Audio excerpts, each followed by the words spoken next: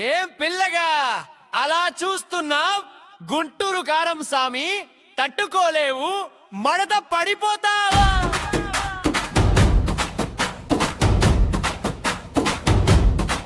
అరే గుంటూరు చిన్నది, భలే భలే ఉన్నది, నొరు మండిపోయేలా భలే ఘాటుకున్నది. నువ్వు అడిగేస్తే కాలేజీ షేక్ అయిపోద్ది మరి, కంటి చూపుతోనే వల వేసి నన్ను లాగేస్తావు లేగురి, మాటతోనే మై మరిపించి మాయ చేస్తావు మెల్లగా. గుంటూరు చిన్నది, భలే ఘాటుకున్నది బలా.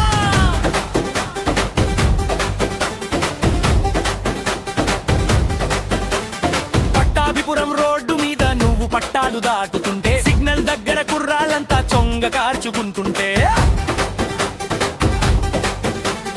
లైబ్రరీలో బుక్కు తీస్తే ఏబీసీలు రావు గాని ఇన్స్టాలో రీలు చేసి లక్షల్లో లైకులు కొట్టిస్తావే. అరే లాజిక్కులు లేవు, మ్యాజిక్కులు లేవు, దాని బిల్డప్పే వేరు. తూరు వెటకారంతోనే మన గుండెలయ తప్పిస్తాది చూడు. లజ్జీ సెంటర్ జంక్షన్ లో పానీపూరి తింటాది, మళ్ళీ అద్దం ముందు నిలబడి దైటంటూ ఉంటాది. లెక్చర్ వచ్చి అటెండెన్స్ అని గట్టిగా అరిచిన, ఇయర్ ఫోన్లు పెట్టుకొని నవ్వుతూ హలో అంటాది. నల్ల చెరువు నీళ్ళలాగా తెల్లంటున్నావు గాని, నల్ల మిరియాలాగా చిటపటలాడుతుంటావే పిల్ల.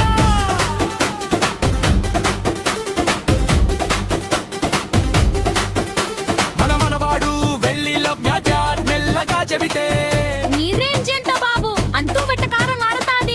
గుంటూరు కుర్రోని గట్టిగా పని పడక అని అంటే, ముందు లైన్ లో ఉండుపో అంటూ మడత పెట్టేస్తాది. పేట సందుల్లో నా స్కూటీ మీద పోతుంటే, ట్రాఫిక్ కానిస్టేబుల్ కూడా సైడ్ అయిపోయి చూస్తుంటే, సెల్ఫీలో నా మూతి తిప్పి పోజులేమో ఇస్తాది. మనోడు స్మైల్ ఇస్తే మోహం అంతా తిప్పేస్తాది.